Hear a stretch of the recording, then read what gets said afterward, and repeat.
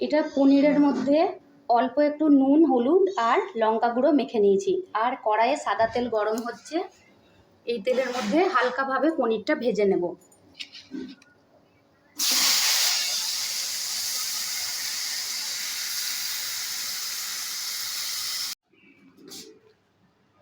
পনিরটা ভেজে তুলে রেখেছি হালকাভাবে। এবার সাদা তেলের মধ্যে একটা জিরে ফোড়ন দিয়েছি, অন্য কিছু ফোড়ন দিইনি কারণ মুখে খুব লাগে খাওয়ার সময়। আর এখানে আমি মশলা রেডি করে রেখেছি, ধনে গুঁড়ো, জিরে গুঁড়ো, কাশ্মীরি লঙ্কা গুঁড়ো, ঝাল লঙ্কা গুঁড়ো, কাজু, চারমগজ বাটা, আদা বাটা, কাঁচা লঙ্কা বাটা, হালকা হলুদ গুঁড়ো। এটা আমি গরম উষ্ণ গরুর দুধের সাথে বেটে রেখেছি। এটা এবার আমি তেলের মধ্যে দিয়ে দেবো।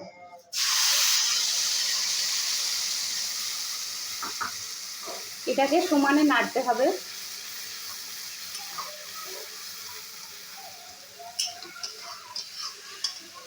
পনিরের মধ্যে আমি হালকা লঙ্কা গুঁড়ো, হলুদ গুঁড়ো দিয়ে ভেজে রেখেছি, অল্প একটু নুন দিয়ে। সামান্য একটু লবণ দেব, আর দেব সামান্য চিনি। যেহেতু টমেটো দিয়েছি, খুব টক যাতে না হয়, তাই চিনিটা টেস্টটাকে ব্যালেন্স করবে। এই রান্নাটা আমি পুরোটাই সাদা তেলে করছি। মশলার গন্ধটা যখন, কাঁচা মশলার গন্ধ চলে যাবে, তখন এই পনিরগুলো দিয়ে দেব। হালকাভাবে নেড়ে নেব।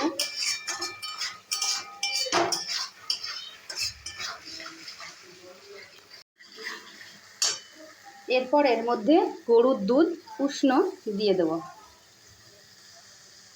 এখানে আমি জল ব্যবহার করিনি।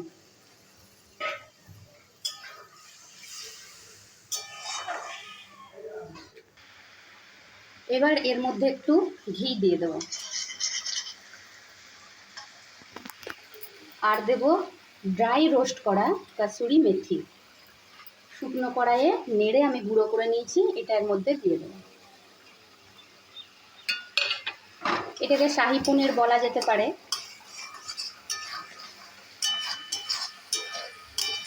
আর একটু টাইট হলেই নামিয়ে নেব। আমার পনির রান্না কমপ্লিট। নামাবার আগে সামান্য একটু গরম মশলা গুঁড়ো দিয়ে দিলাম।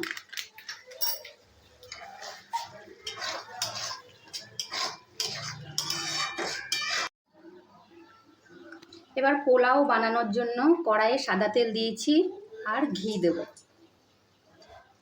ঘিটা একটু বেশি দিতে হবে, সাদা তেলটা কম।